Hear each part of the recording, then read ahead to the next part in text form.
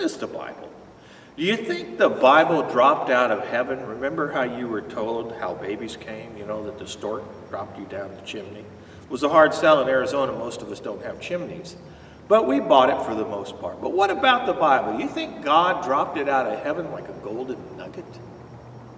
Is the Bible magic? Can you pray and open the Bible to any page and trust that it'll give you the answer for your life? I don't believe so. I have a great respect, love, and honor for the Bible. I've studied it for over 38 years. But I want to tell you that the Bible, in its original condition, there is no original condition. The New Testament, for example, circulated as oral stories about Jesus, or oral stories called pericopes, containing the teachings that Jesus taught.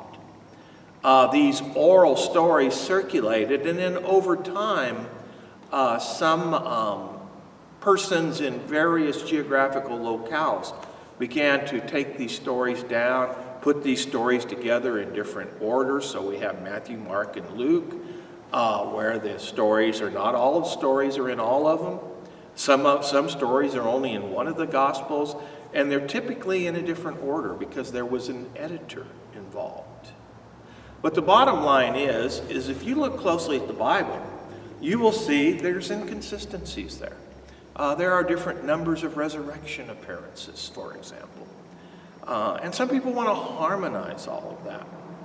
What I want to say to you is the Bible is best understood as a living document that is both inspired but also written and put together from the human location, so that we can't see it as magic, but we can see it as insightful and inspired. And the more we study these narratives, the more we're pulled into them. And it's not so much that the Bible functions as a rule book, but as a novel, as a group of narratives that pull us in and change us. John Calvin talked about the Bible as a pair of spectacles, basically teaching if you read the narratives of the Scripture, that will imprint your spectacles, your glasses. And when you put these glasses on, you will see the world differently. And the best illustration of that I can think of is the Sermon on the Mount, where it says, turn the other cheek, don't murder. But if you have anger in your heart, you've committed murder already. And people look at that and say, that defies common sense. That doesn't make any sense. We can't live like that. But I tell you, that's what Jesus intended to be the lifestyle of his followers, his disciples. If you're a Christian, you're a disciple. And the Sermon on the Mount only makes sense if you put on a pair of glasses colored by the biblical narratives. Then you see life differently.